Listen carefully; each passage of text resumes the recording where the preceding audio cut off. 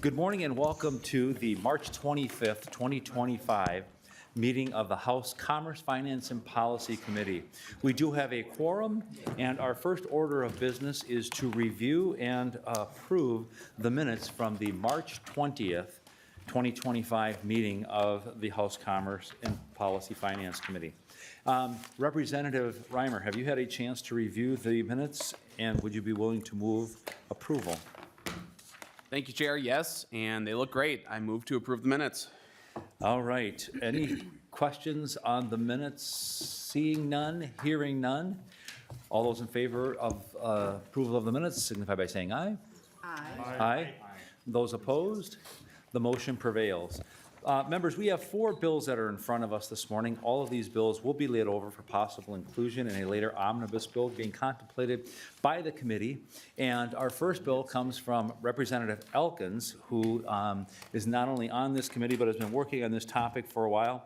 And it's House File 2335. Representative Elkins, when you are ready, you can move the bill before the committee and begin with your testimony. Welcome to that side of the committee. Thank you, Mr. Chair. Yes, I have been working on health insurance issues for quite some time. For the uninitiated, I am a Medicare. Do you want to move the bill before the committee? Oh, I'm sorry. Yeah. Yes, House please. File 2335 for possible layover, or for layover for possible inclusion, excuse me. Okay. So for the uninitiated, I am myself a Medicare member, have been since joining the legislature in 2019. And once you start approaching your 65th birthday, you will start being besieged with solicitations from Medicare insurance companies, brokers, invited to attend seminars. Key things that you would learn is that Medicare comes in several different forms. The two main key ones are basic Medicare with and without a supplement, and Medicare Advantage. And the most important decision, since 90% of Medicare members have some sort of supplemental coverage, whether it's coming from a Medicare Advantage plan, a Medicare supplement plan, or in many cases Medicaid, there are only about 10% of Medicaid members overall just have basic Medicare with nothing else. The key decision that a person is generally facing is whether to choose basic Medicare with a supplement or a Medicare Advantage plan. And kind of the key distinguishing feature is that a Medicare Advantage plan might have more, co-pays, co-insurance, whereas a typical Medicare supplement plan will have, might have a small deductible, but typically your care is covered from $1 after you've met a fairly modest deductible. But there's a big difference in the premiums. So personally, right now, looking at my own situation, I am in a Medicare Advantage plan which has 0 premiums. Hold on a second. I've made myself a little 0 premiums. Here we go. A $3,700 out-of-pocket maximum. Okay, in network and out network, and it covers my dental, my vision, my hearing, my fitness.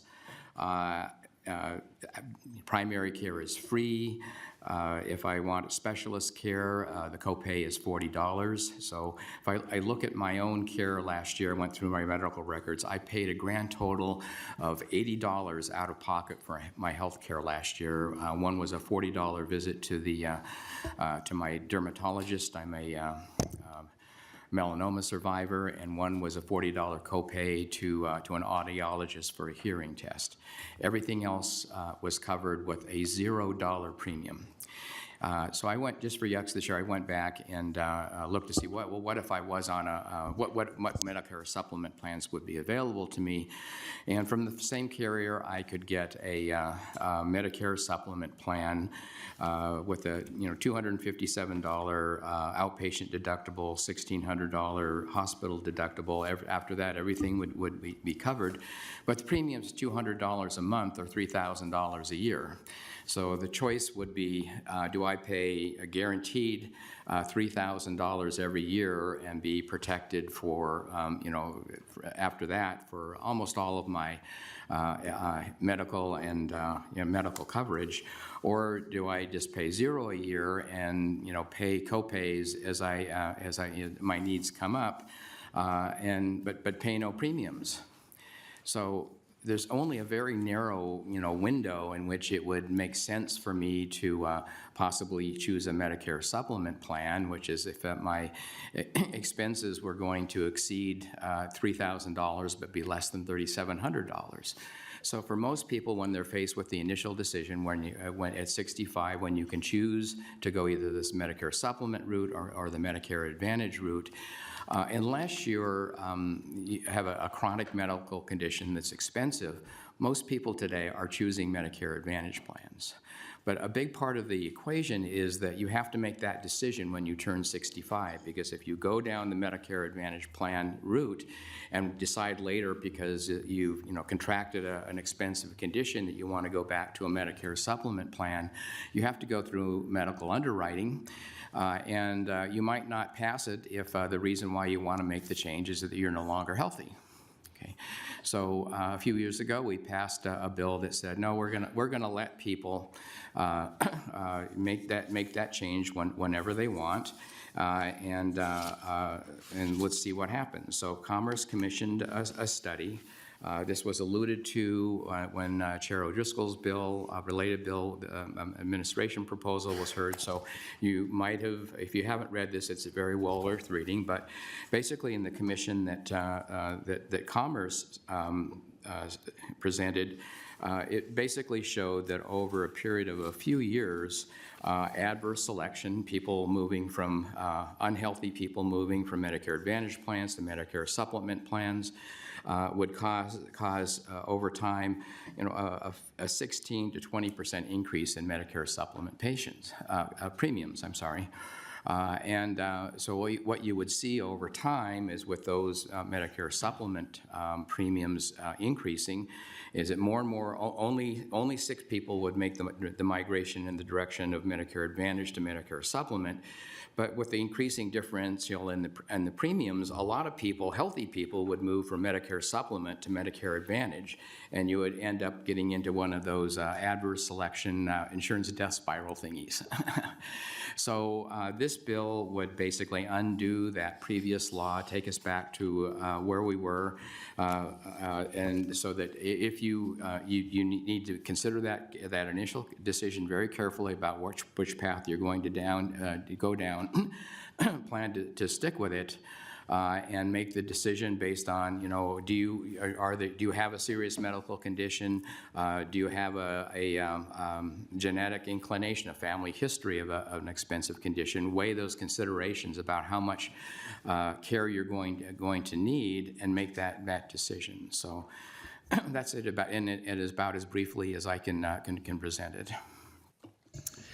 Thank you, Representative Elkins. Just a quick clarification, and I think it was in underscoring on here.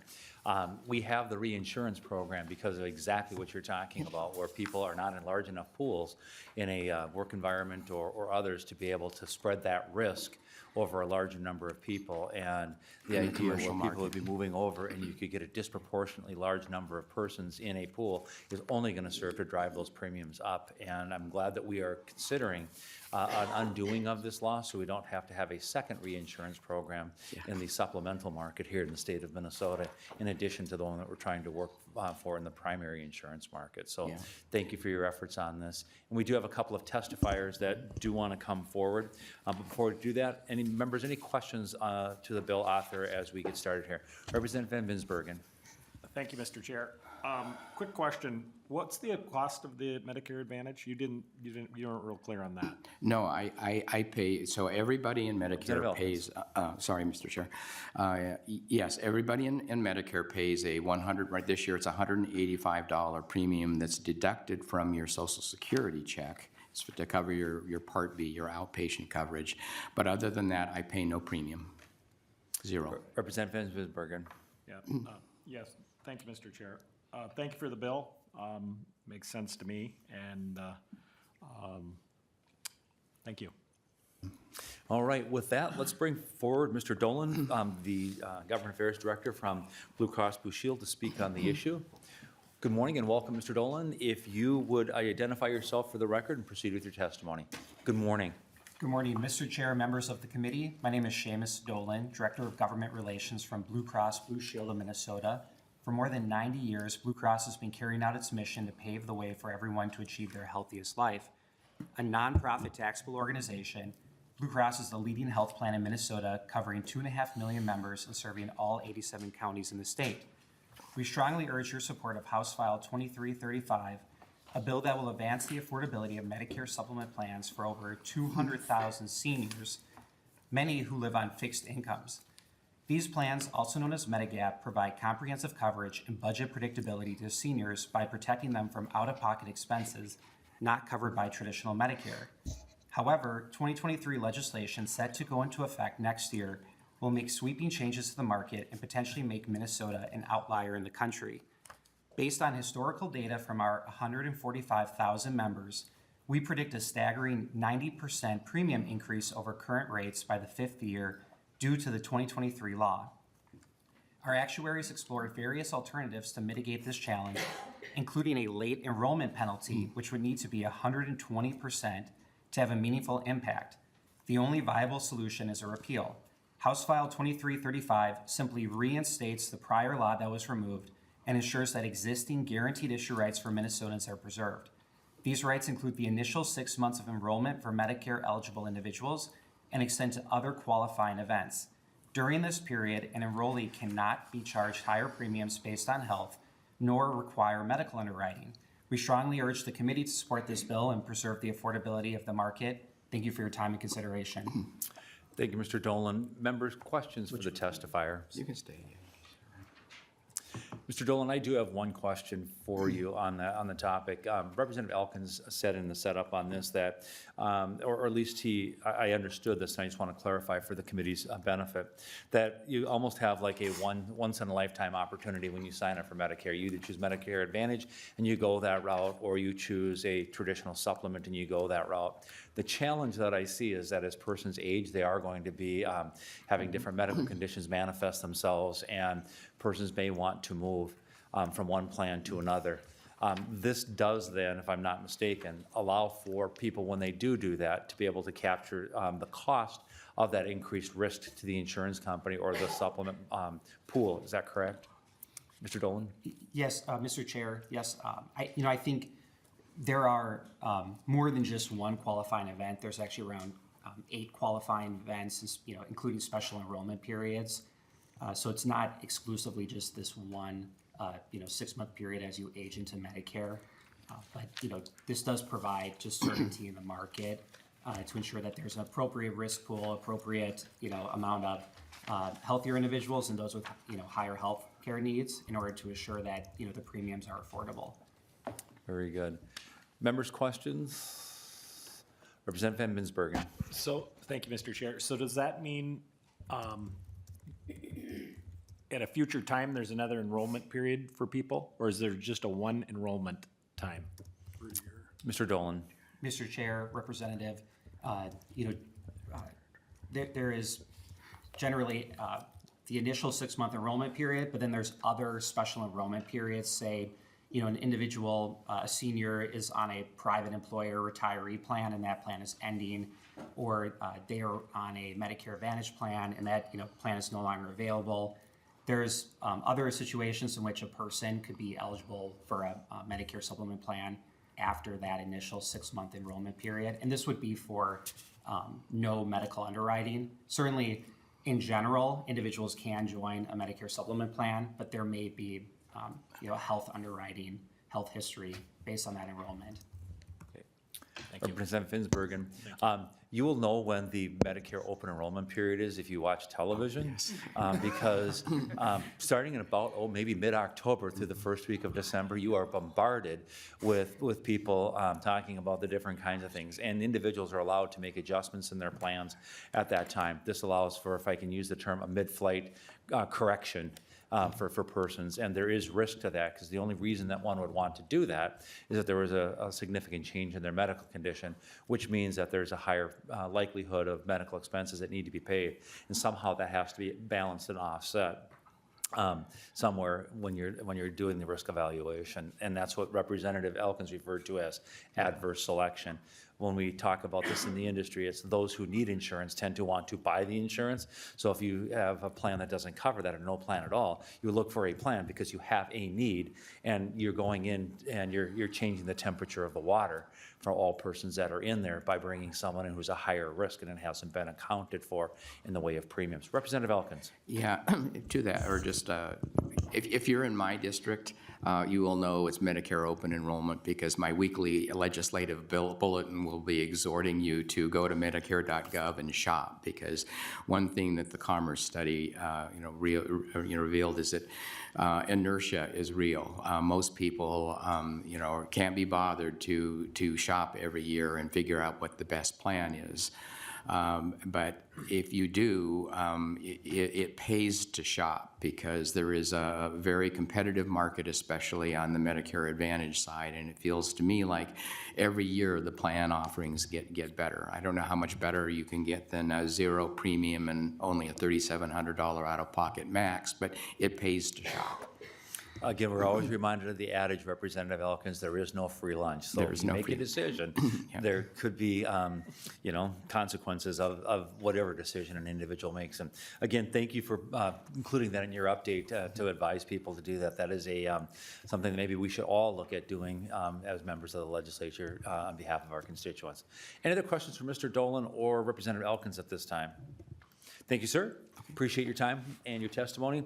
We'll now move to Mr. Bacon, Senior Director of Government Affairs for the Leukemia Lymphoma Society.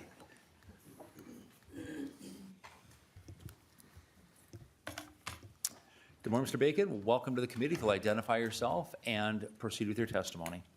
Yes, Co-Chair and members, I'm Dana Bacon with the Leukemia and Lymphoma Society, here to oppose this legislation, encourage you to just lay it over and not lay it over for possible inclusion.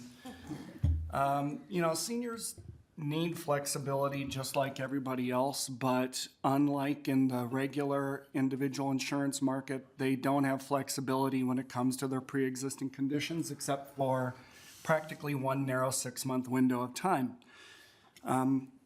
We've heard a lot about Medicare Advantage this morning. We've heard about some of its upsides. We haven't talked about narrow networks. We haven't talked about prior authorization. We haven't talked about the lack of flexibility that comes when you make your choice, when you turn 65 and live the rest of your life with those choices. This is probably a good time to point out that blood cancers are not necessarily predictable cancer conditions. You don't look at your family history and make a spreadsheet of your family history and say, well, I predict I'm going to get this, so I better buy this, I better buy this product now. So, if you pass this bill in this format, what you're going to see is returning senior citizens to a time when pre-existing conditions are held against them. We heard that if you try to buy a Medicare supplemental plan, after the fact, your medical history may put a couple things against you.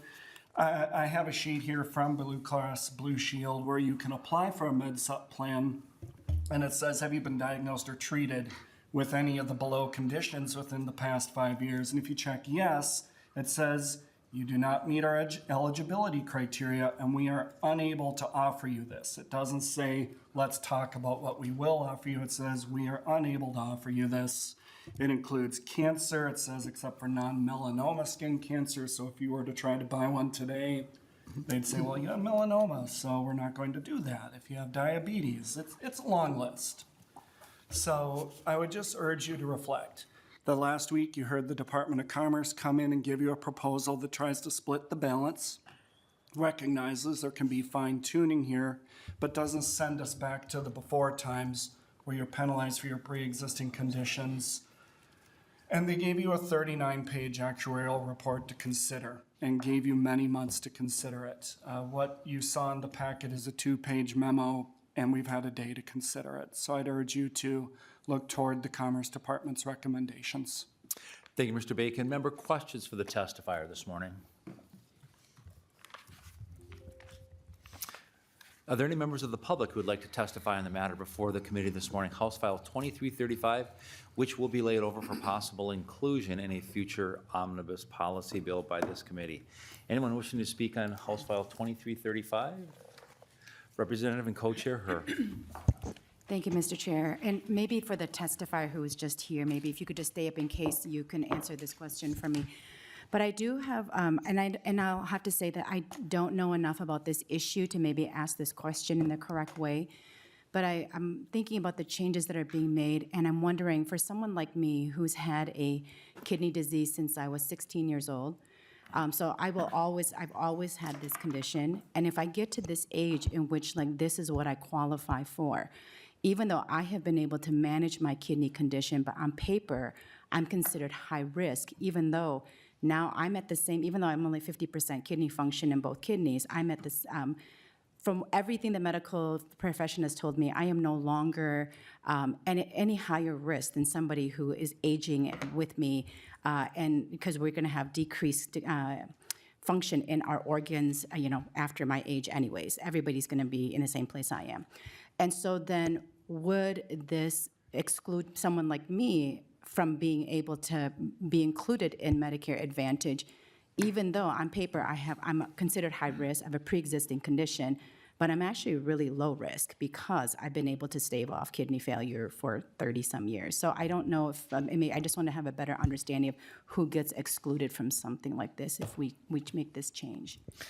Co-Chair Herr, who would you like to have asked, respond to the Whoever, question? since the Okay. testifier understood kind of like what happens with people with pre-existing condition. I just want understanding of that. Representative Elkins, if you want to Yeah, start the I conversation. think I can address it. So, Chair Herr, when your 65th birthday approaches, you're the kind of person who's going to have to weigh this decision very carefully, knowing that you could be considered healthy now, but you know what the risks are, and you're exactly the kind of person who, for that reason, might choose to go down the Medicare supplement path. If I were in your shoes, I would probably do that. Make that decision when you turn 65. Co-Chair Herr, follow? Thank you, Representative Driscoll. I think I just and maybe need to sit down and either have a conversation with some of the individuals who execute on this, because I do think that, when I heard what you pay for this, I think that is pretty, that's wonderful for you, but I just want to make sure that like people do have the option to be included in plans that are not super absorbent for them, especially, in plans that maybe doesn't give an additional look at someone and is just looking at the underwriting saying they're considered high risk, when really I would actually be the best type of risk for an insurance plan. So no further questions. I just wanted to maybe have a better understanding of that. Thank you. Just a clarification too, Representative Elkins, for committee's benefit. In the situation that Co-Chair Herr was bringing up, she would be able to enroll in Medicare Advantage. The downside would be, in your example, she'd have potential for $3,700 worth of annual out-of-pocket expenses on that. It wouldn't preclude a person from that plan. It's just that going in, they would know that they would not, because of their health history, they may have a higher usage, which would fall within the boundaries of that. And with the supplement, you pay your Part B, you pay your Part B on both of those. Here's $3,700 in your example, and then the various different Medicare supplements that you have would cover according to the benefits under there. Have I explained that? I think so. correctly? I mean, the trade, look at it this way. It's people who go into Medicare supplement are looking for first dollar coverage because they know they're going to have a big bill. You can always move from supplement to Medicare Advantage. You can't always move back. That's where the restrictions are. And the last thing I would point out is that, when Chair O'Driscoll's alternative bill was heard recently, we had Rich Neumeister come and testify. He's one of these people who has a chronic condition. He is on a Medicare supplement plan. And his big concern is if we, didn't revert to the status quo, is that his Medicare supplement premiums were going to go way up. So that's the other thing to consider here, is that this would send the Medicare supplement premiums for people who've gone that route way up. And we have two member questions right now. First, Representative Dotseth, then followed by Representative Ryer. Representative Dotseth. Thank you, Chair. Representative Elkins, I'm sorry. Can you give more clarity of what would actually happen if this issue that was caused in 2023 is not addressed? What would be the outcome if we don't address this situation? Representative Elkins. Mr. Chair, Representative Dossett, yeah, so the Commerce Department's evaluation is that eventually Medicare supplement premiums would go up 16 to 20%. The Blue Cross projections are that it would be much worse than that. Representative Dotseth. That's it, thank you. Representative Ryer. Thank you, Mr. Chair. Thank you, Representative Elkins and testifiers.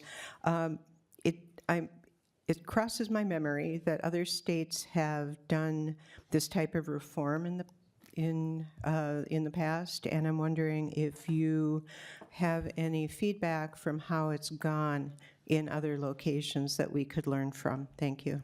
Representative Ryer, who would you like to answer that question? I think, Mr. Chair, I think it really depends on who is familiar with that Very work. Good. Very good. They may converse amongst themselves and come up with a person to respond. Yeah, well, I know the Commerce study alluded to that. It didn't go into a whole lot of detail, but I would recommend that members who are interested in doing a deeper dive would read the Department of Commerce study. Mr. Bacon. Mr. Chair, members, I can tell you right now, it's New York State, it's Massachusetts, it's Connecticut, it's Maine, and a couple of years ago, Rhode Island have all passed variations of this. If you look at data from KFF, former Kaiser Family Foundation, you'll find that the monthly premiums are all in a band that don't go anywhere near the estimates that Blue Cross provided. I mean, we'd expect to see those 4 states all far past what you'd find if you pulled the report. Representative Ryer, you're hitting the jackpot today because all 3 of them want to respond to it. Mr. Dolan. Mr. Chair, Representative, I think in the other states where this has been implemented, it's been, decades ago. New York is an example of that.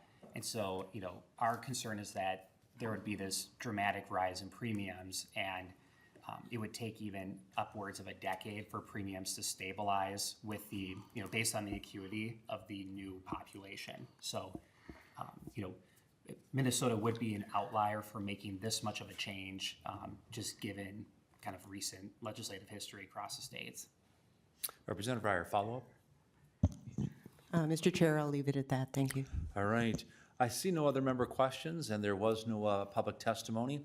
Representative Elkins, we will give you the final word before we lay the bill over. No, I think, Mr. Chair, that we've got 2 options. The bill you presented on behalf of the administration and this one. I expect that this will be hashed out later, but I think we'll have a pretty good record for those deliberations when they come. Well, as baseball's opener is approaching, we are in the very early innings of this one as well. So with that, we will lay the bill over. The next bill that we have, the next 2 bills we have are bills that Representative Huot is the chief author on and I am the co-author on. And the first bill that we have before us, and Representative Huot, I will move House File 2400 before the committee to be laid over for possible inclusion in an omnibus bill that's being contemplated by this committee. Representative Huot will go ahead and give you the chance to set up the bill, and then we have a testifier who has signed up, and we will proceed from there. Thank you, Mr. Chair. Representative Thank you, Mr. Chair, and thank you, committee members, for hearing the bill and giving it some consideration to be laid over. This bill, again, I carry a lot of these appraisal bills for some reason, but I can understand. This bill is these are technical bills usually, and what's interesting about these bills, when I do carry them, they're brought by the appraisers themselves. They do a great job at policing themselves, making sure that they appraise our homes in Minnesota to the highest standard with the help of Commerce. So today's bill, the first one here, is just basically an ask to change the matrix for discipline. It's from their national organization. It brings our standards up to par. And I'm going to let the testifier go into more of how to explain this and give you the details of it. Mr. Chair. And thank you, Representative Huot. And the first testifier is Mr. Brett Hall, and he is from the North Star chapter of the Appraisal Institute, and he is the education chair. Mr. Hall, welcome to the committee. If you'll identify yourself for the record and proceed with your testimony. Thank you, members. My name is Brett Hall. I'm, again, the Education Chair for the North Star Chapter of the Appraisal Institute. We are asking that you support Bill 2400 for a couple of reasons. Within the appraisal profession, our standards and qualifications are established by an organization called the Appraisal Foundation. And in the state of Minnesota, state statutes require appraisers to follow our professional standards, which are called the Uniform Standards of Professional Appraisal Practice. So like pretty much every profession out there, we have a set of standards that we are required to follow to ensure that we are performing good practice and doing good work. Within the state of Minnesota, the state regulator in the state of Minnesota is the Department of Commerce.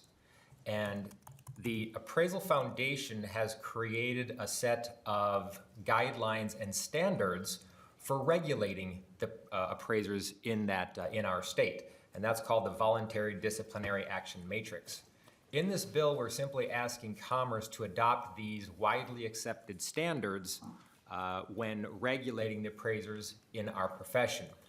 The reason we're asking for this is because when an appraiser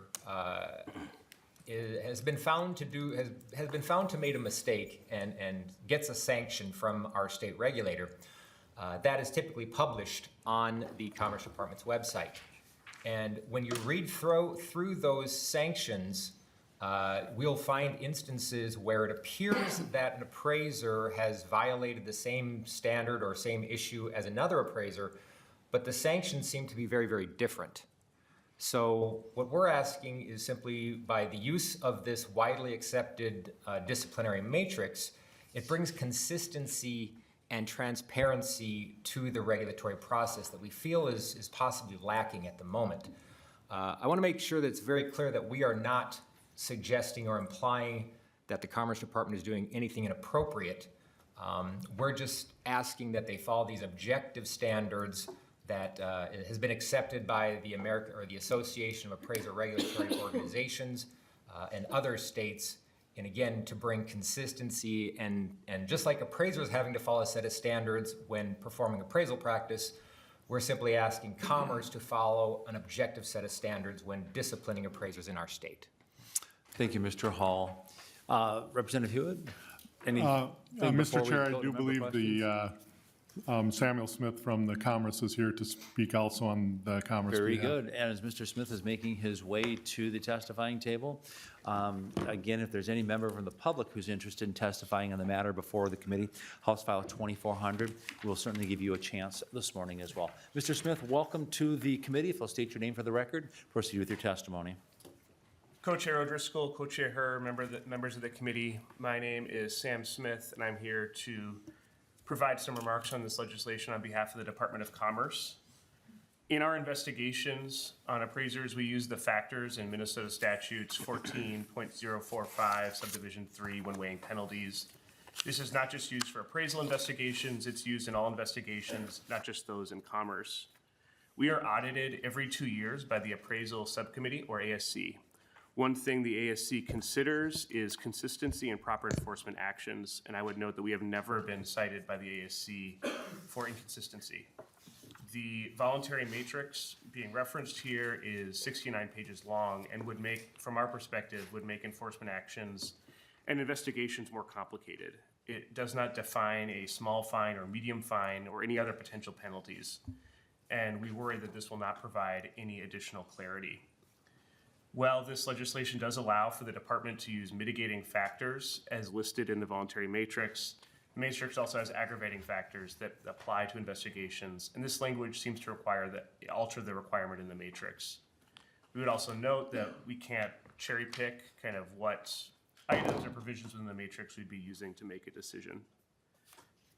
Finally, we are not aware of any other state which has codified or mandated the use of the voluntary matrix in this manner, although we do know that some use it as a guide. And with that in mind, our goal is to take a balanced approach to protect the marketplace and promote fairness and be consistent in our proper actions, and we take that responsibility seriously. Thank you. Thank you, Mr. Smith. Again, anyone in the public wishing to testify on the matter before the committee, House File 2400. Seeing none and hearing none, members' questions for the bill author, Mr. Hall or Mr. Smith? Representative Cha. Thank you, Chair. I just have a question. In the state of Minnesota, are we having issues with appraisers and their inaccuracies of property assessments? We'll go to Mr. Smith since they're the regulator, and he can maybe speak to whether they've received any complaints or not. Representative Cha. Mr. Smith. Co-Chair O'Driscoll, Representative Cha, thank you for the question. You know, as an enforcement agency, we often receive complaints or frustrations from consumers, but, and I'll get back to you on this, it's not my understanding that we experience disproportionate problems in this space compared to other states. Representative Cha, follow up? Yeah, I mean, I was just concerned about that because, you know, the market crash of 2008 and stuff like that was because of, you know, absurd appraisals that were inaccurate. And, you know, I was just wondering if that's an issue that we're currently having right now in the state of Minnesota. Thank you. Thank you, Representative Cha. Members, other member questions at this time? I do want to ask Mr. Hall a few questions. You brought something up earlier in your conversation about the USPAP, or the acronym, the Uniform Standards of Professional Appraisal Practices. In those standards, maybe you can explain why those standards exist at the national level, and maybe even tying into Representative Cha's question. And where I'm going with this is, when an appraiser is hired to do an appraisal on a purchase, particularly in residential property, and it's homestead, or it's going to be your principal residence, and you're seeking financing, the lender typically doesn't hold those loans. They sell them out into the secondary mortgage market. And to the point that Representative Cha was talking about, what investors were looking at investing in the different tranches that were available out there represented by these mortgages, they really didn't know. There was high risk, and they were told one thing, and there was actually a different set of investments that were in there. And I'd like you to speak to why that's important in your industry, and how that may be, the standards that you see there might be interpreted differently in the state of Minnesota, causing some conflict, and why you might want the matrix to be used in those situations, to be able to prevent some of the things that Representative Cha is talking about. Yes, Mr. Hall. Thank you for the question.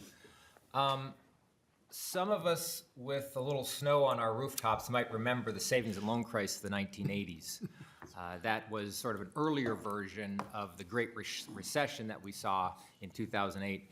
During that time, the federal government came along and said, hey, appraisers, what you do for our financial industry and for our banking system is pretty darn important. And so we feel that you should be regulated in a consistent and standardized method. And so the Financial Institution Reform, Recovery, and Enforcement Act of 1989 was established to require certification of appraisers who are providing valuation opinions to banks so that they can make very informed lending decisions. As part of that regulation, Congress recognized what was referred to again as the Uniform Standards of Professional Appraisal Practice. And like every major profession, we recognize the need for a set of standards and ethics to ensure that appraisers are performing their duties to the highest expectations, highest standards, and highest quality. And those standards then help also create the basis for a uniform enforcement process, because unfortunately the truth is that every profession, sometimes we do have individuals that do not live up to those standards and need to be corrected. And so, like I said, those standards are important to help the investors that purchase those loans that are often made as a result of an appraisal that helped make that lending decision, to have them a degree of credibility or comfort that the appraisal is reliable. You know, Mr. Hall, and I don't really want to belabor this point, but I know that from past conversations and legislation that's been before the committee and contemplated before the committee, there have been some differences between Minnesota statute, Minnesota enforcement, and the USPAP. And I want people to understand how important it is that appraisers follow the USPAP standards. I'm not saying that Minnesota's regulations and standards should be disregarded, but I'm constantly reminded of the story of Betty, my neighbor, on my right-hand side as I'm looking down my driveway. And she was retired, she was in her 80s, and she was buying fixed income. She would be a great candidate to buy into a mortgage pool to be able to get consistent and predictable monthly income. Well, the neighbors on my left side, Jason and Anna, bought a home. Literally, the payments that Jason and Anna are making to buy their home are going through the system, and they're showing up in the mailbox at Betty's home as income for Betty. The system is interconnected. And I want to make sure that that system works, because it works for two groups of people, retirees and people who want fixed income, and it also works for people who want to buy a home. And that's why it is just paramount that we understand the need for the USPAP standards, and that we don't have issues and conflicts at the state level that cause appraisers to have to make decisions that maybe danged if you do and danged if you don't, because if you don't do it on the state side and you don't do what you're supposed to on the USPAP side, you could be answering to two different groups of people for two different things that should not be in conflict with one another. And when the system is allowed to work that way, we reduce the amount of problems and the amount of issues. Mr. Hall, I will give you a chance to react to that, but those are some of the things that I'm aware of from both my professional and experience on this committee. Yeah, that's correct. The uniform standards of professional appraisal practice are there not only to help appraisers understand what the expectations are for performing this very, very important service to the financial industries, but it's also there for the members of the public so that they can have a trust that the appraisers are doing what they're supposed to be doing, that their opinions of value are worthy of belief and reliable, not only for the lending industry, but for a variety of different intended uses. And so, again, with this bill, what we're simply asking for is that Commerce to follow a objective set of standards that have been created by the same organization that is responsible for developing and maintaining the uniform standards of professional appraisal practice. And again, the goal being consistency, transparency, and not only the public, but the appraisers who are regulated by the Department of Commerce to have a sense of trust that what Commerce is doing in regulating our profession is, again, consistent and up to the highest standards. Mr. Hall, thank you for your testimony. And again, if you've never seen the uniform standards of professional appraisal practices and the steps that they have to go through, I must tell you it's extremely boring because they literally go through for every appraisal the same criteria, so that a home in St. Paul, Minnesota is following the same standards in St. Louis, Minnesota, and Sacramento, California, and Tampa, Florida, and Augusta, Georgia, and any other place, so that a person who is underwriting and lending money on this, and that loan is sold to the secondary mortgage market, with the confidence people can buy that, knowing what they're purchasing and what they're investing in, as well as the homeowner knows that they were not, their appraisal was not done in a way that was not consistent with the standards that are commonly used in the state of Minnesota as well as the country. Representative Cha. Yes, so I just want to make a remark. I was a mortgage broker during that time, and what I see is multiple appraisals. And when the home buyer or the bank, depending on the person of interest, did not get the appraisal that he or she needed, that they jumped to the next appraiser until they got the answer that, the value that they needed for the loan or for the investment. And so I think the uniformity of appraisal code is super, super important to ensure that we have a transparency in the real estate market. So thank you. And again, I think Mr. Hall is asking for that same standard that we're talking about to be judged by that same standard so that we don't have deviations and the like. With that, if there are no member questions, Representative Huot will give you the final word before we lay the bill over. Thank you, Chair Driscoll, and I think you hit it more on the head of what our committee is really designed to do, is to protect the public. Appraisals protect the public. When, as a realtor, I show houses and the person falls in love with the house, the next step is always the appraisal to make sure that the value to the house appraises at that. So thank you, members, and Chair Driscoll, thanks for holding this over. As you can tell, the department has some concerns, and I'm glad we're going to be able to work on this going on. Thank you, Representative Huot. It sounds like both sides have concerns, and there may be an opportunity for the two sides to get together to make sure that we find the best answer for the people of the state of Minnesota. And with that, I will lay the bill over and ask you all to stay right where you are at, because we do have another bill that involves, I believe, all three of you and your organizations. And with that, I will move House File 2401 before the committee. Again, another Representative Huot bill that I am the co-author on. And Representative Huot, I believe this deals with some continuing education requests by the appraisers, and I will turn it over to you.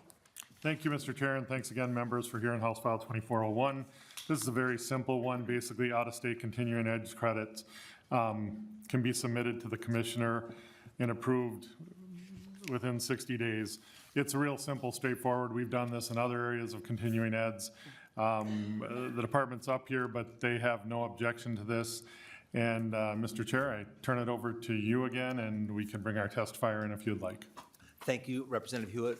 Mr. Hall, again, it's a different bill. You're testifying on a different bill, so I do have to ask you to once again identify yourself for the record before you proceed with your testimony on House File 2401.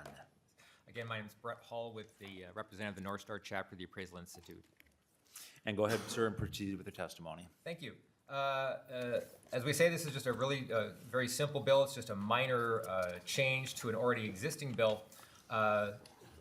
We have a statute that allows appraisers to get continuing education credit in the state of Minnesota when that course has already been approved in another state. Again, keep in mind that all states are held to the same standards and held to the same qualifying criteria when it comes to education. And so this bill simply increases the flexibility to use this option to be able to get credit for a CE class when I've taken a course that's approved in another state. Members, questions for Mr. Hall? We'll then turn to Mr. Smith from the Department of Commerce if he has any comments on behalf of the department. Mr. Smith.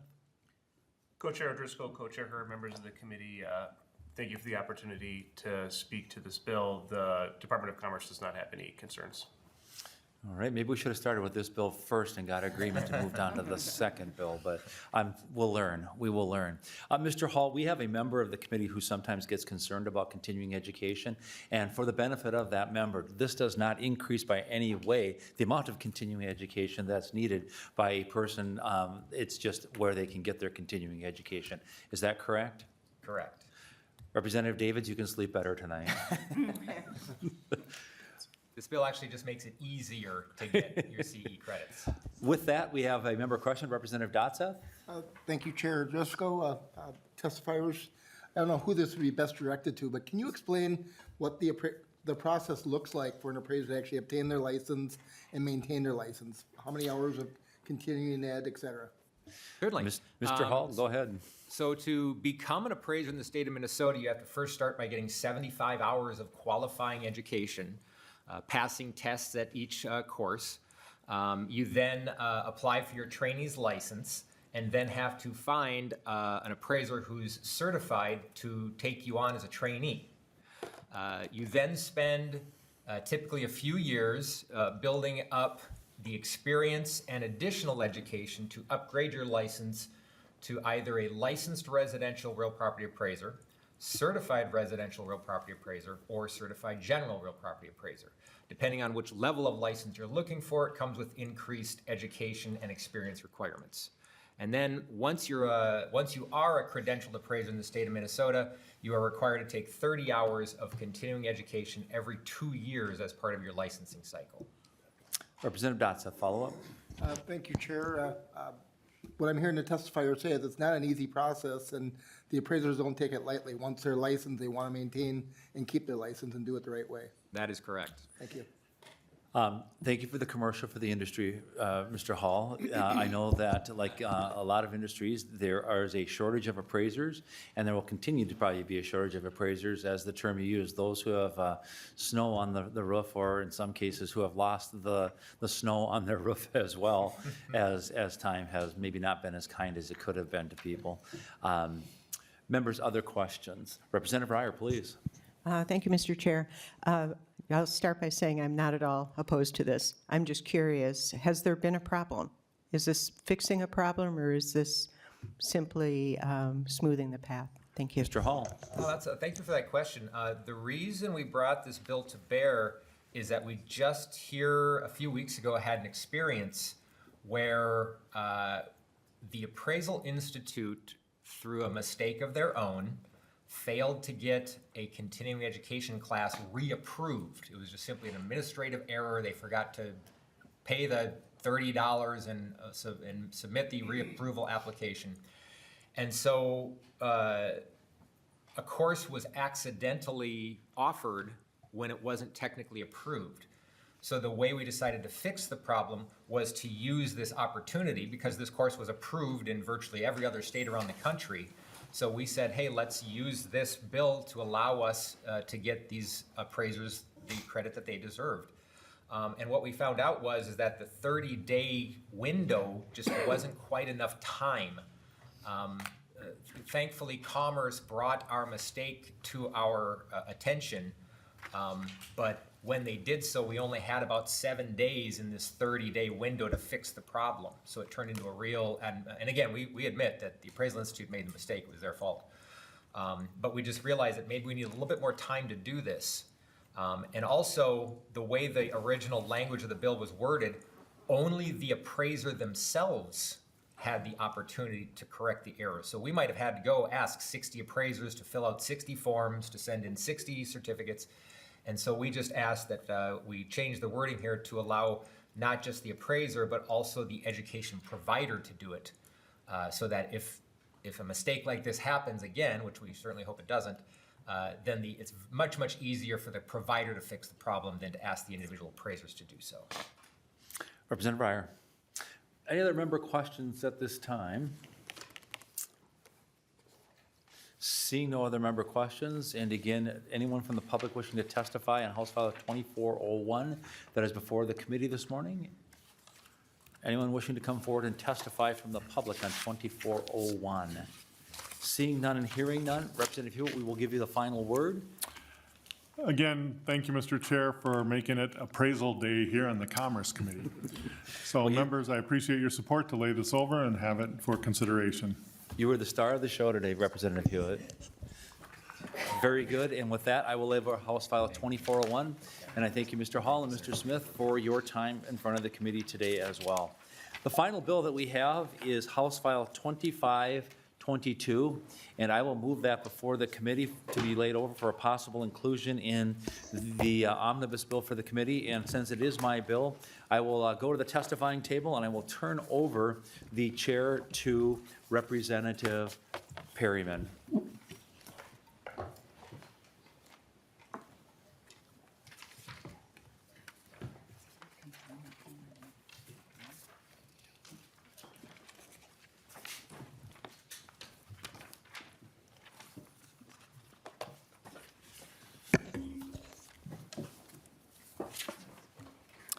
Welcome to the table, Chair O'Driscoll.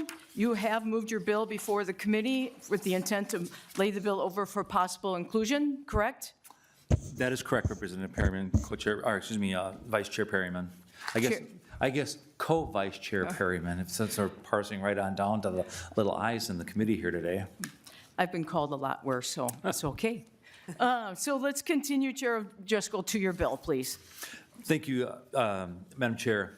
As the committee is aware, on January 3rd of this year, the governor issued an executive order that caught a number of people by surprise that in different agencies, and particularly within the realm of commerce, and that caught the eye of this committee, that the Commerce Fraud Bureau was going to be uprooted from the Department of Commerce and moved over to the Department of Public Safety, specifically to be rolled into the Bureau of Criminal Apprehension, or the BCA.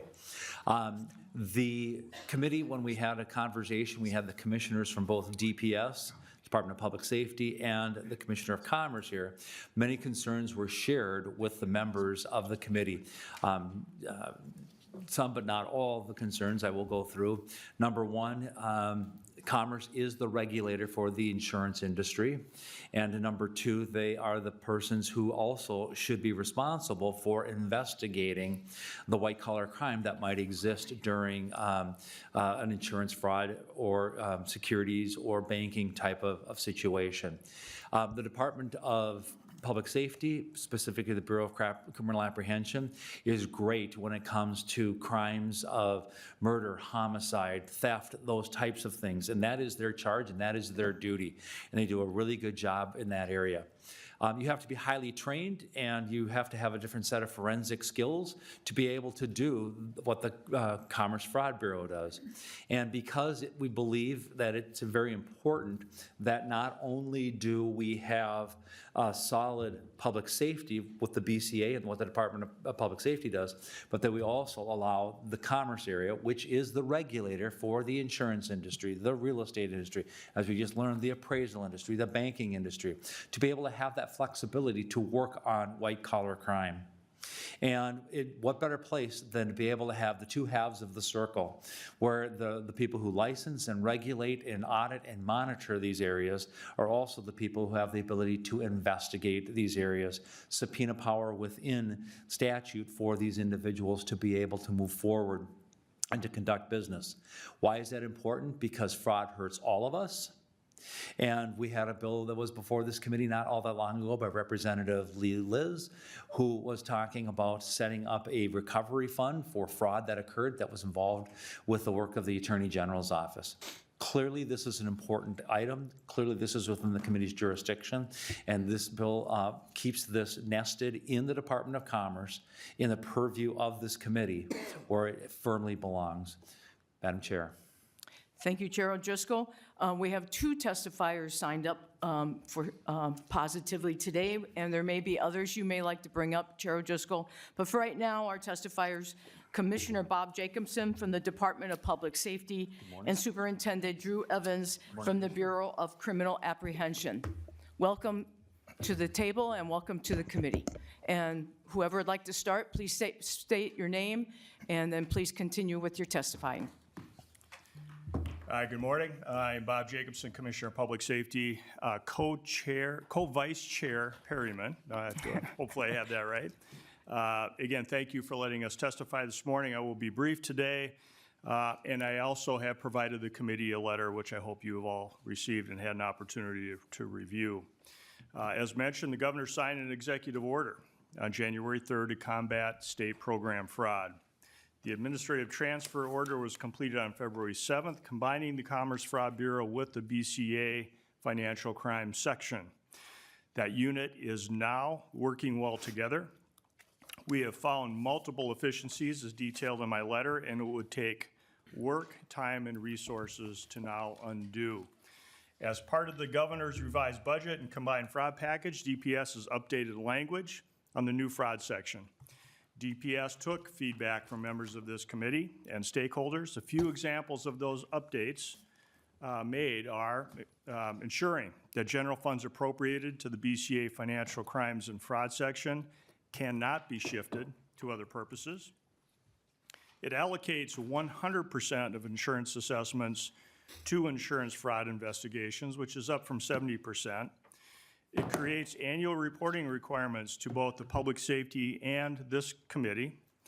And I hope those updates can show all of you and the stakeholders that are listening that DPS wants to be a good partner on this, and we will listen to your feedback. I also want to call your attention to the fact that fraud is a growing problem, of course, across the country. Again, we all likely get fraudulent texts every day. Having one centralized financial crime and fraud section at the BCA will help prepare us to combat frauds of all kinds and offer assistance to local law enforcement. I will add, and many of you know this, I am a former police chief, 17 plus years in 2 different jurisdictions. I'm a former president of the Minnesota Chiefs of Police Association, and I am confident in saying that local law enforcement turns to the BCA for assistance in all kinds of crimes, including financial crimes and the violent crimes as has been mentioned. The financial crimes and fraud section should be at the BCA. I do want to continue to work with this committee on any feedback or concerns that you might have, and I'm confident we have the same goal of stopping fraud and looking for the best way to do that. With that, I would like to turn it over to Superintendent Drew Evans of the BCA. Superintendent Evans. Thank you, Co-Vice Chair Perryman, and for the committee members, my name is Drew Evans. I'm the superintendent of the Minnesota Bureau of Criminal Apprehension, and we appreciate you taking the opportunity to hear us on this bill. The commissioner covered most of the comments in this process. I would just like to address a couple of items of interest to the committee. We've heard the concerns from Chair O'Driscoll and other members that you've raised along the way. And we take them very seriously. One of our values at the Bureau of Criminal Apprehension is partnerships, and partnerships to us mean an equal, two-way street in terms of addressing concerns and needs of the various stakeholders, partners, and the legislature, as well as you work to combat these very vexing issues. The Bureau of Criminal Apprehension is often turned to address the most emergent and vexing criminal justice and law enforcement problems across the state of Minnesota. That's what we were doing here. We're stepping forward in a situation where fraud of all types continues to plague us in our communities across Minnesota and certainly in our state government programs. We're asked through this administrative authority to combine the resources of the various entities that are doing this work. It wasn't just the Commerce Fraud Bureau doing fraud work in Minnesota. Their niche of insurance fraud was certainly an area that they did very well and will continue to do very well under this new model. But we also had a financial crimes and fraud section at the BCA.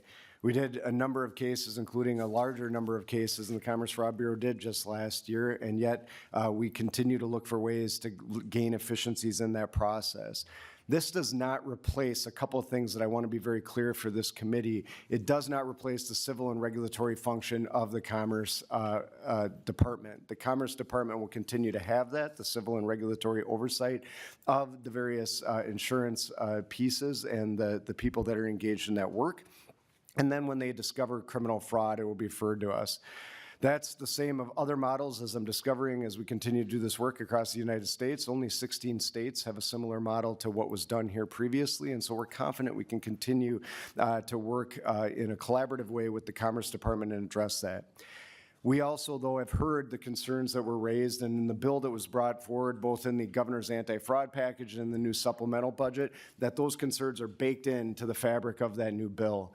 It makes clear what the requirements of the BCA will be, not only today, but into the future, to address insurance fraud crimes, wage theft, misclassification, traditional financial crimes, and then state government program fraud with some additional guardrails around that. We agree that, fraud work and some of the work that you oversee, still is within the purview of the Commerce Committee. And so we've baked in reporting functions in there and welcome being in front of your committee to provide that guidance to us as we do that work going forward that now impacts so many different areas of our work. We've also protected the funding in that process. And we've done that in a way to ensure that future administrations, and administration I'm referring specifically to the BCA, are required to do this work that's so important not only to you, but all Minnesotans as we work to combat the various types of fraud that impact our lives every single day. On my way into committee here today, not state program fraud, I'm sure many of you got the Easy Pass text came once again, comes on both of my phones now. They found my state phone, and I'll be honest, even as superintendent of the BCA that knows what I'm looking at, they're getting good. They're getting to the point where sometimes I think I need to click on it because I might have an outstanding toll or whatever it may be, or up my game along the way. What we did with this combination is we took the expertise of the Commerce Fraud Bureau and the BCA Financial Crimes Team, put them into the largest financial crimes section in the state of Minnesota to combat fraud on behalf of Minnesotans and provide that together. We gained those efficiencies that you've heard before by looking at the areas that are redundant. And I'll tell you, in the month and a half that we've had them, there's redundancies there that we will be able to streamline through our administrative processes at the BCA. We also take functions that they had to address themselves. An example is digital evidence, that they had agents doing that work because they had to do that work because they were a standalone smaller agency. We handle that with forensic scientists in a specific digital evidence section that does that work within the BCA. And so we will continue to look for those efficiencies. This is good government. Undoing this in a way would create, put those redundancies back in place and be a step backwards for what we're trying to accomplish financial crimes and fraud in the state of Minnesota. And with that, Madam Chair, we're happy to take questions. Thank you, Superintendent Evans and Commissioner Jacobson. Thank you for your testimony. Chair O'Driscoll, do you have any other testifiers you'd like to bring up before we start questions? I do not have any other testifiers, but I will reserve comment on the testimony of the commissioner and the superintendent until later. Thank you very much. I look to the public if there's any public comment. Any public comment that would like to make comments? Seeing none, we'll go right to our members. Representative Dossett, to your question. Thank you, Chair and testifiers. Question I would have is, prior to the governor's executive order on January 3rd, were there any known deficiencies? What triggered this radical switch that took place? Chair O'Driscoll, Superintendent or Commissioner, who would like to take that question? Or Representative Dossett, do you have? I would defer to the commissioner and to the superintendent, and I will answer third on that. Commissioner? Madam Chair, members of the committee, thank you for the question. You know, as I'm in my third year now as the Commissioner of Public Safety, and one of the things that came up very early on in this term, and especially as we started into this year of 2025, was the concerns over fraud in state government. We are certainly hearing it from the governor, his voiced concerns, certainly from legislators that I have talked with, that is one of their concerns, from the public, and those people that I know about around our state of Minnesota have voiced concerns over fraud. What I believe that happened is that there was a need for bold action to be able to take place to address this issue. And I believe that the way to best to have addressed this, to get this moving in a good direction, to create what I believe will be the best financial crime and fraud unit available, and it certainly is in the state of Minnesota, to begin addressing fraud in the state of Minnesota right away. This was the best solution, and I believe that that's what started this process. Superintendent, do you have anything to add? Thank you, Chair and Representative.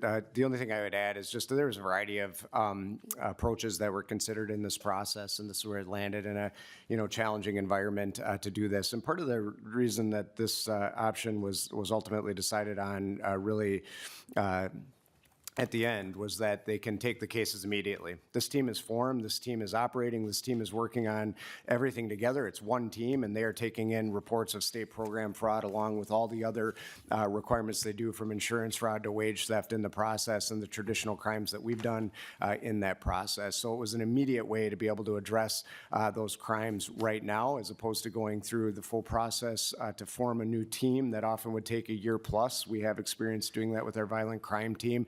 And while they're doing wonderful work now, it took some time to get them up and running, and this team is already up and running. Thank you. Representative Dossett? Thank you, Madam Chair. For the testifiers, you'd have to agree, though, that insurance fraud is definitely a major driver for price increases passed on to the consumer. Would you not agree with that? Again, Superintendent or Commissioner? I'm happy to. Vice Chair and Representative, certainly, and this will remain, there's a reason that it's outlined in the statutory framework.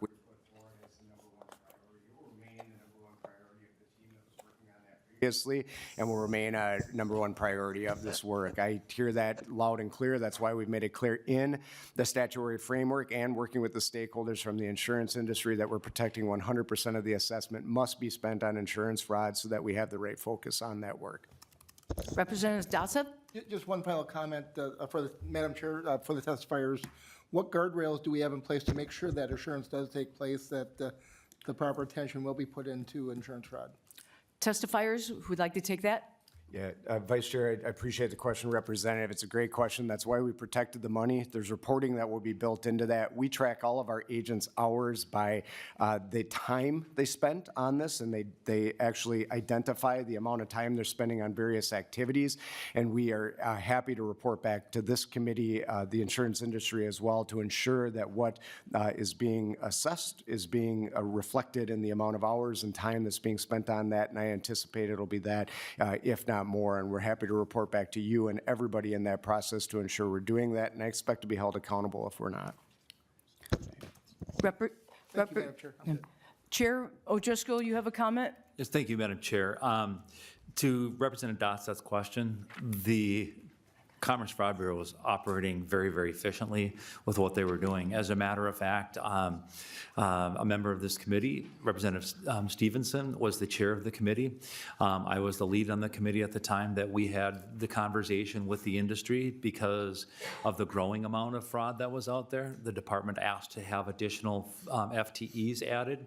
And again, it's important to underscore that the industry, the insurance industry itself, is bringing money to the table voluntarily and to be assessed for these positions, which the insurance industry is regulated by the Department of Commerce. And so what these folks are paying for is being moved to the Bureau of Criminal Apprehension, a completely different government agency than what we had at the Commerce Fraud Bureau, and the funding source from the industry that is regulated by Commerce, and now it's all being moved over to another agency. The interesting part about it is, as this executive order has come down, there are unfilled FTEs on the money that was allocated from the insurance industry and agreed upon in statute on a go-forward basis.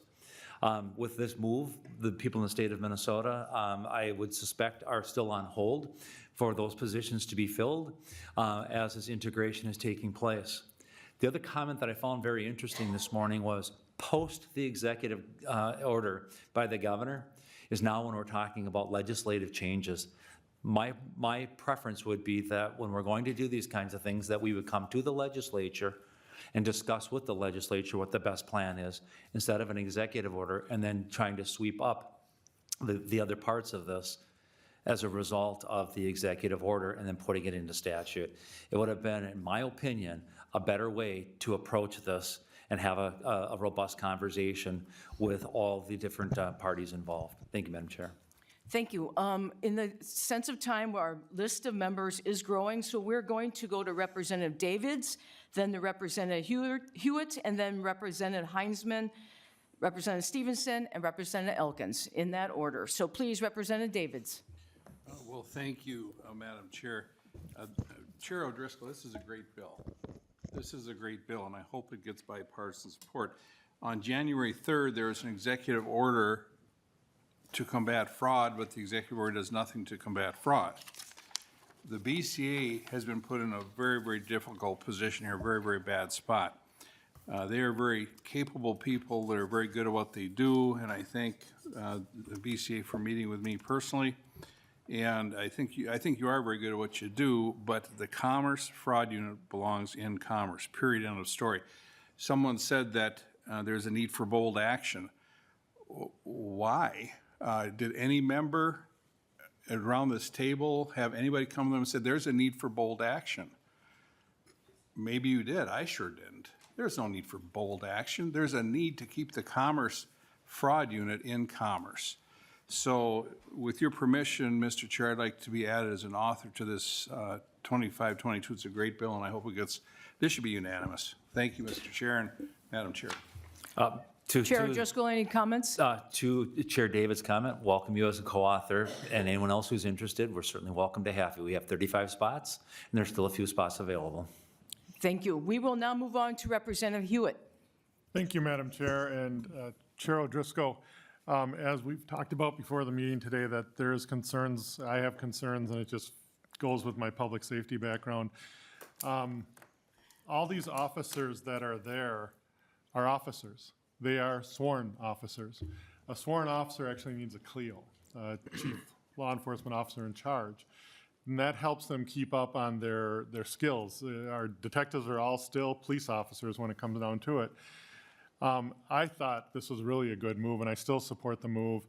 And even, I respect Chair Davis's opinion and his statute, but I think on this one, when the governor, and I don't know this, I didn't talk to the governor, but I think when this change was made, it required a bold move. We just came out of finding a humongous fraud in Minnesota, and, you know, I think he's, I don't want to say damned, but I'm going to say it. He's damned if he did, and he's damned if he don't, because I think that this was, he had to do something, and I think this was a good move. I think it's where it has to be. If you've went to the BCA, I've asked people to do that on this, If we went to the BCA, you would see that they have this IT, and most of this is IT work, to investigate, pull things off phones, pull things off computers. I know that they could probably reach that from Commerce, but I really think, and I bet you if we checked morale with these officers, I think it would be pretty high. So again, with all due respect, I would have to, I'm a no on this. I know it's going to be laid over, but thank you, Madam Chair, and thank you, Mr. Chair. Comments from the testifier, Chair O'Driscoll? All I will say is you've been very consistent, Representative Hewitt, in your opposition, and for the same reasons. We could resolve that problem by doing a modification, if necessary, to the Commerce Fraud Bureau and putting a CLEO in that particular agency. It is a different form of law enforcement, and I respect your reasons for why you are currently in opposition, but I think those concerns can be resolved. Thank you. And we will now move to Representative Heinsman and then Representative Stevenson after Representative Heinsman. Thank you, Madam Chair. I have a comment more than anything else. I was on the Higher Ed Committee in 2019, Madam Chair and members. I believe it was Representative Pinto who chaired that committee at the time. And I brought to the attention of the committee the Office of the Legislative Auditor's report on the Child Care Assistant Program and the findings that had been produced in that document.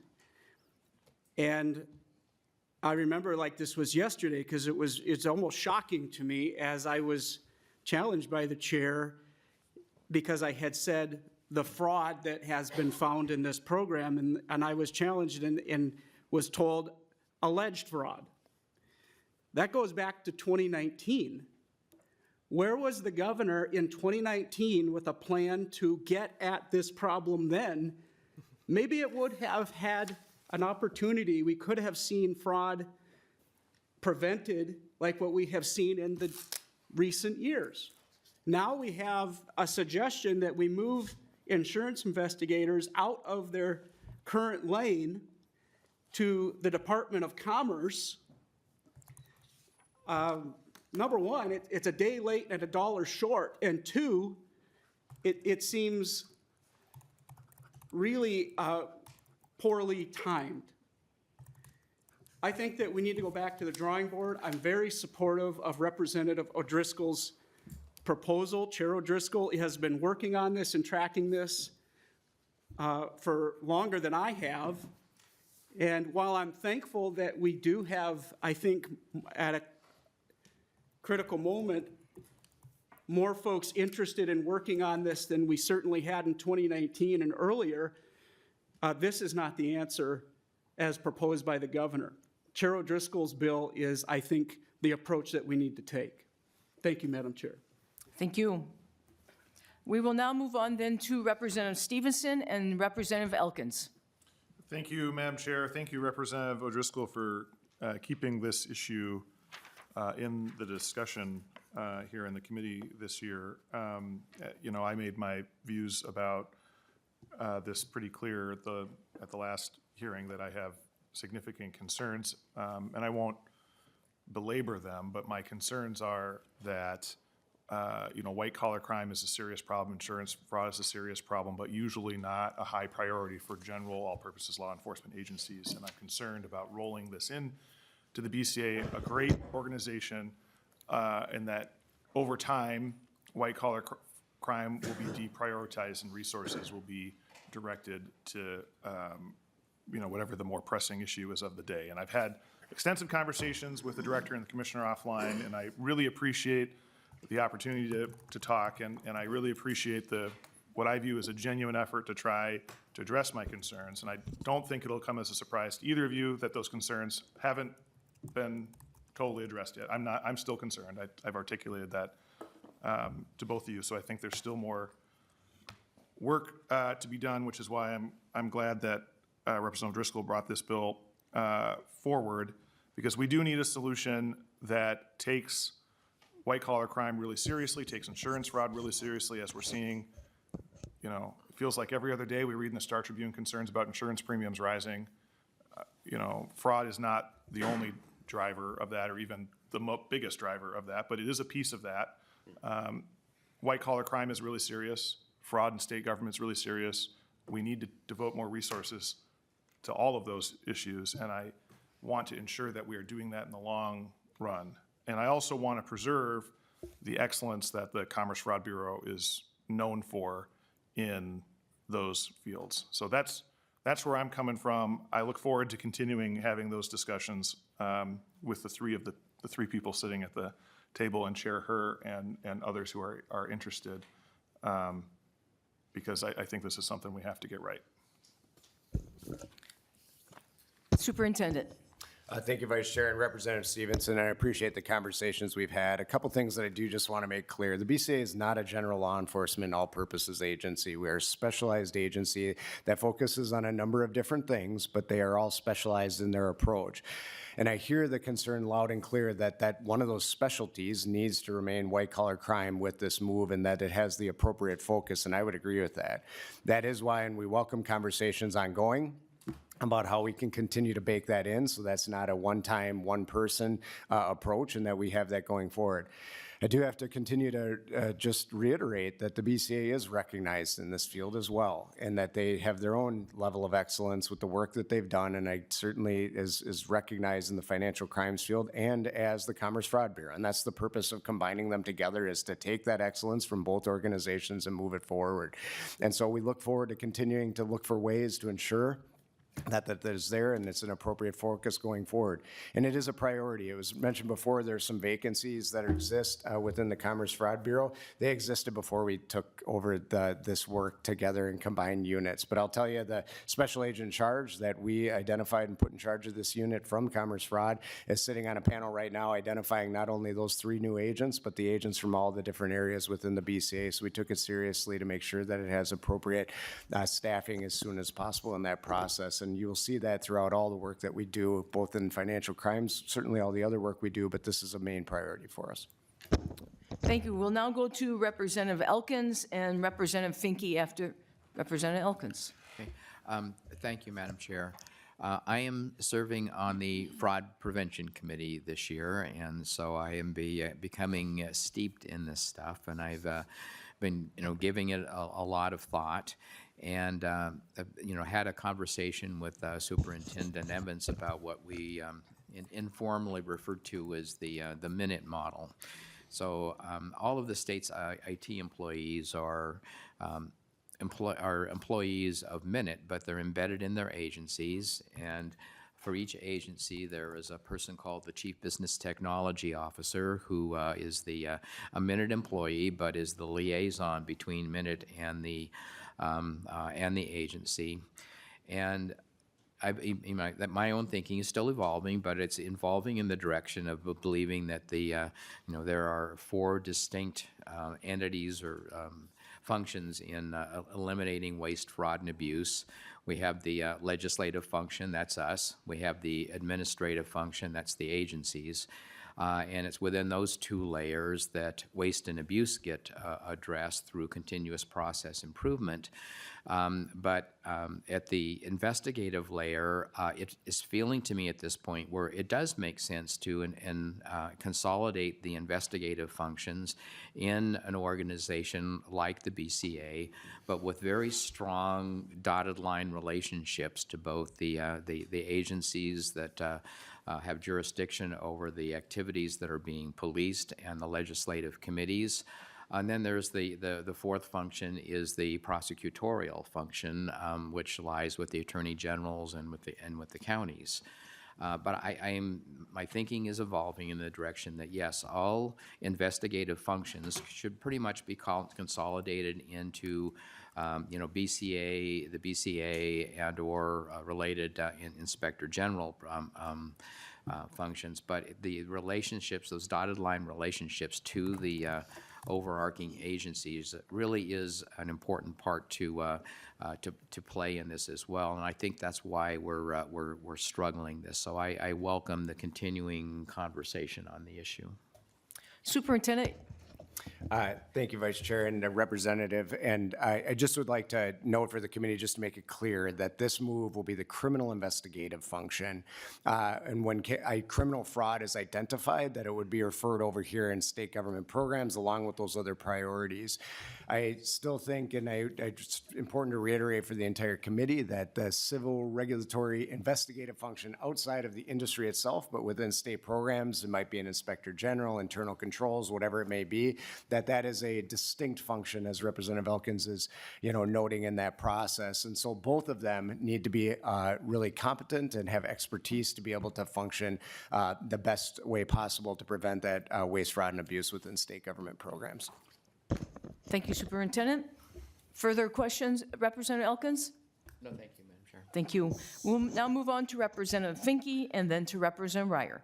Thank you, Chair Perryman and Chair O'Driscoll. I am thinking back to our conversation. We had an informational hearing on this topic. We heard from both of the testifiers, and then we're having this piece now. And so for me to kind of just level set where I am, like, what do I think about this? It's like, we agree that everybody in the investigatory side is good at their work, is doing the best that they can to address what is a serious problem, right? Whether they're in the Commerce Fraud Bureau or in the BCA. But then today, there's been, Chair David said, we don't need drastic action on fraud, so why did we move it? Representative Heinzman said, there's been fraud since 2019, where was the governor?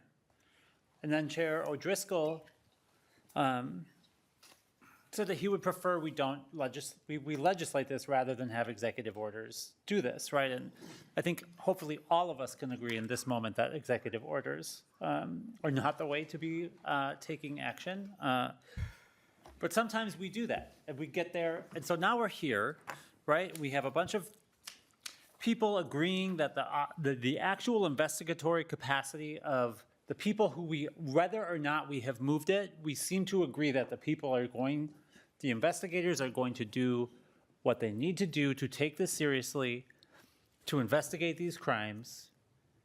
And whether or not we think it could have been done differently, all we've heard about is fraud. All we have heard about is fraud. It clearly wasn't working. It clearly did demand some action, and I can see that, the interpretation of what was said was pretty clear to me. Maybe we'll clarify. Maybe we would have preferred it differently, but the idea that we don't need to try something different just seems kind of strange to me, right? Maybe this isn't the right decision. I don't honestly know if I would have supported this ahead of time. But it feels like we just kind of rather wish this hadn't happened rather than we think going forward in the mode we are in is a problem. So to the extent that that can be answered, do we think that doing the BCA version of investigation into fraud is not going to be sufficient? That's my question to the chair. Thank you. Chair O'Driscoll, Superintendent, Commissioner.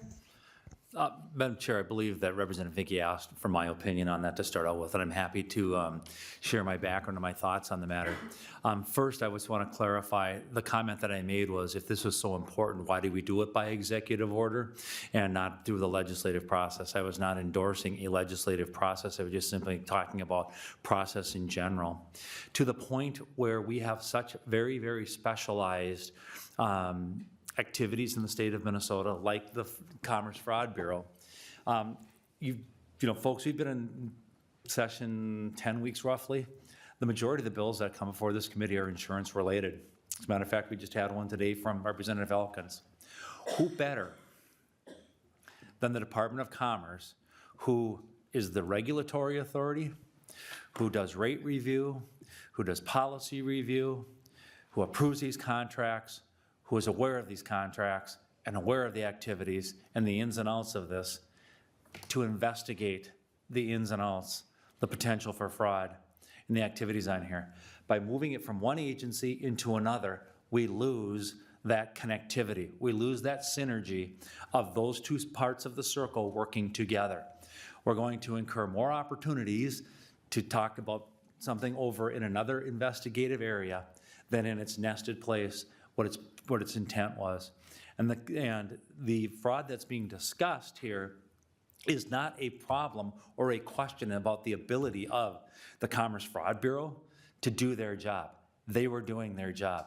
Again, I said it earlier and I will reiterate, I believe that the BCA does a great job in supporting law enforcement agencies, as the Commissioner has said, because of the nature of crimes that are committed. They have a fabulous lab, forensic lab, to deal with criminal and major crimes related activities.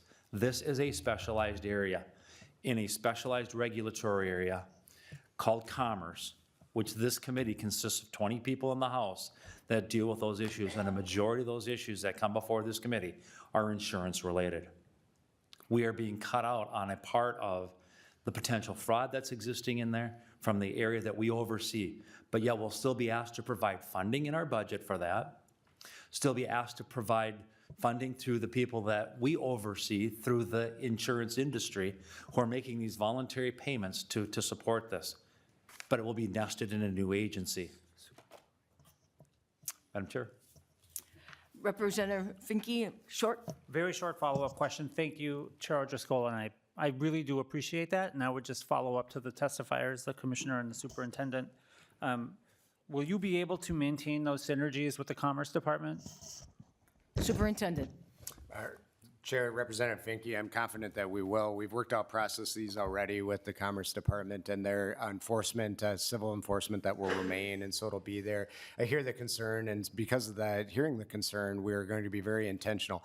I'll also note that, it's state government, we work together with other agencies and have that synergy on a regular basis. Just within the Department of Public Safety, there's, a dozen or so, standalone divisions that operate somewhat independently under the Commerce, or under the Commissioner umbrella, and we can continue to build on those efficiencies from there and that specialization across the board. So it's a legitimate concern. I hear it loud and clear, and we'll be very intentional to ensure that it continues.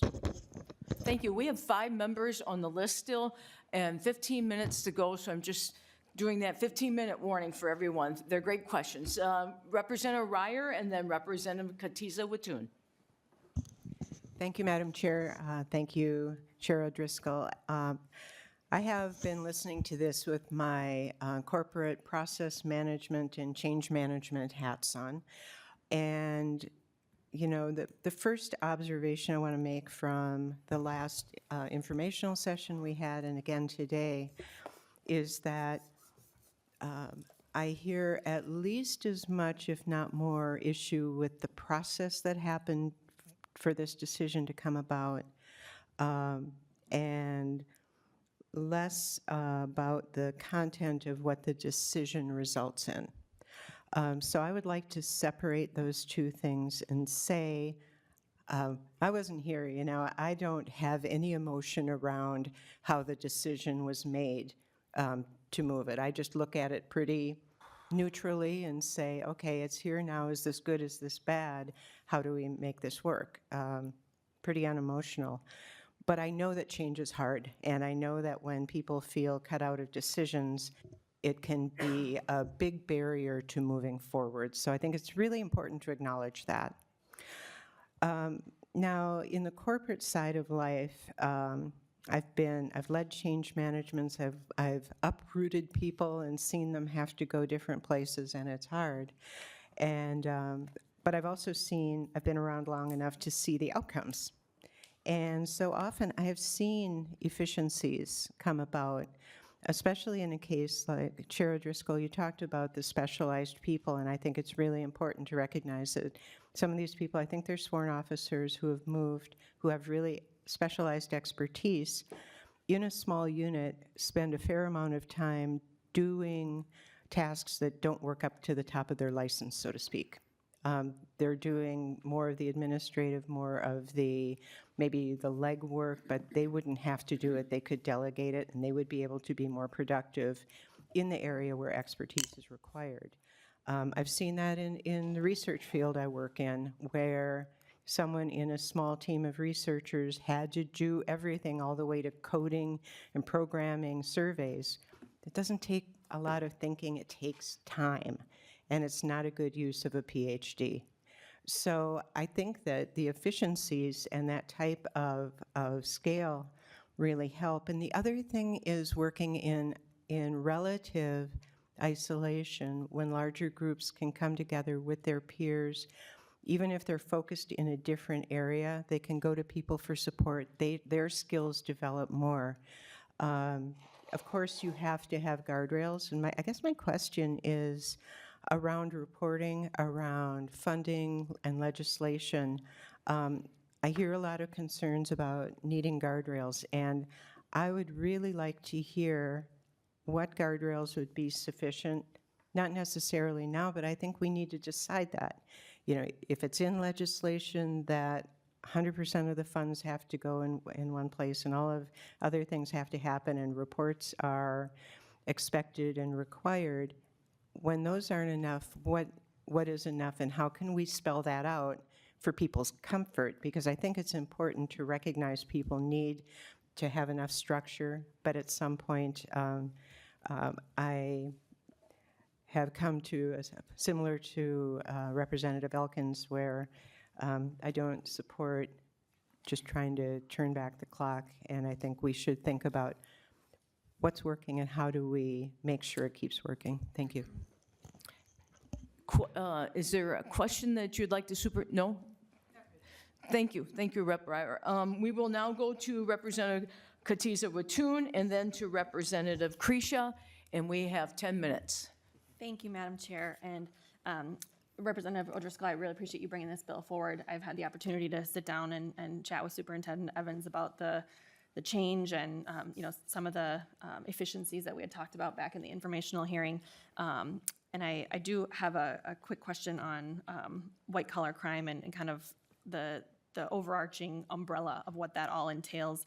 First, I do just want to make sure that we're not conflating former issues of fraud within the Committee on Early Childhood Education, which I think is what Representative Heinzman was referring to back in 2019. He was on that committee. My co-chair, Wes, was on that committee. I was the vice chair at the time, and now I'm a co-chair. And so the CCAP fraud that had occurred back in the day, and to the extent that it was alleged or not alleged, the number that people had talked about back in 2018, 2019, was somewhere around 500 million. And some of that, 7 years later, Madam Chair, is still alleged. I just want to clarify that extent to the fraud in the system was never, ever found and proven. And the governor was signing bipartisan legislation with our partners in the Senate on urgent response, critical action to institute an office of the OIG internally within DHS, a CCAP special investigator process that has, really worked well over the last 7 years. So I just wanted to clarify that and make sure that we're not conflating fraud in that atmosphere with insurance fraud and white-collar crime that we're discussing here. I do think that we all have to be somewhat cautious, and rightfully so, whether or not executive orders come from within our own party or not. But I think maybe Chair O'Driscoll or potentially Superintendent Evans could speak to, like, white-collar crime includes insurance fraud, but doesn't preclude other things. So I'm curious, were other white-collar crimes being investigated within the Department of Commerce Fraud Bureau and in the BCA? And then, so is that where we're going to find some of this efficiency? Or was the Commerce Department only focused on insurance fraud because the payments were coming from the insurance agency? And then I just want to make sure that, we're not leaving one thing behind, it's more of a part of the bigger group, I guess. Does that make sense? A lot there, but Superintendent, could you briefly? I can briefly, Vice Chair and Representative. It's an excellent question. White-collar crime is a very broad term encompassing really the fraud that occurs in a variety of spectrums, and it can entail everything from identity theft, utilizing somebody's identity to open up, fake accounts, to insurance fraud that you're referencing in the focus of some of this today, to a great example I always love to use that we work more than our fair share of is, a grain elevator operator that's skimming buying grain off the top, cooking the books, and taking the profit that should be going to our farmers across Minnesota. It's a very broad category. The Commerce Fraud Bureau statutorily was required to spend 70% of their time on insurance fraud-related matters and 30% on other financial crimes. That specifically and shortly answer the question, yes, that's one of the areas that we gain. There are redundancies. We are doing financial crimes. I will tell you that I've seen a number of cases that, as they've come over, that are really excellent, great work, that are in that 30% of financial crimes that I see redundancies, and there's there are efficiencies to be gained about how we're assigning those and who they go to. Thank you. Representative. Thank you, Madam Chair. That's helpful. I think that, those are the conversations that we need to continue having in this shift. But I think that, I agree with Chair O'Driscoll in that, should this have been the way that the process was done? I don't think so. I think that these are important conversations that we need to continue having in partnership with the agencies and make sure that we're moving forward, in a way that will allow us to do the work that needs to be done. Thank you. Thank you. The next members are Representative Kresha, Representative Reimer, and Representative Davids. And as a timekeeper, we only have about 6 minutes left. And this is my side, so I can say we have 6 minutes left. Representative Kresha. Thank you, Madam Chair, and I am deathly afraid of that gavel, so. To the bill author and to the testifiers or to nonpartisan. So right now, there's a disclosure of information statute that handles self-reporting and in immunity. And I'm curious, how will that change? Will that shift if this bill doesn't pass? And I don't know who would be the best to offer that. Madam Chair, I don't know that we have the time to get into all of that and given the time, but quick yes, no answers I think would be helpful to that question. And I would turn to Superintendent. Yes, no answers. I think I understand the question. I'll be very quick. Yes, the reporting requirement still remains in effect as it does now. It's being referred. There's been no issues. The lawyers have weighed in on that. So the reporting continues as is, contemplated on the current statutory framework. And then, I apologize, Vice Chair and Representative, the technical changes that are contemplated in the governor's anti-fraud package and supplemental budget would codify those, but they're not necessary. It's technical cleanup.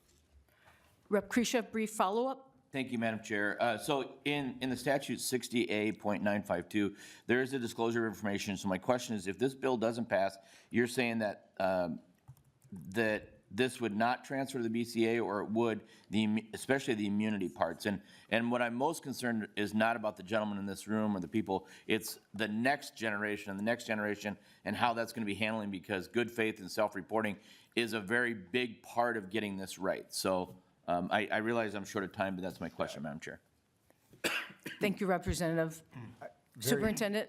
Very quickly, because I think it's an important distinction, and that is the insurance commissioner and her authorities remain and continue to remain. And the way that works currently is it's a referral over to the Commerce Fraud Bureau as the investigative function. There's a number of different protections in place outside of 60 and the insurance regulatory. When they're reporting a crime, which they're doing here, it goes into this OFER system, and then it's referred over to the Commerce Fraud Bureau, the law enforcement function. That remains, and we're able to do that.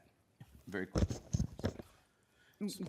Very Madam quick. Chair, so my final close, thank you for that. I would just say this, let's not get hasty here, and let's not just say, oh, we shouldn't have done this way and all that. Members, the legislature is not designed to pass bills quickly. We're designed to get it right. I don't care who puts it in place.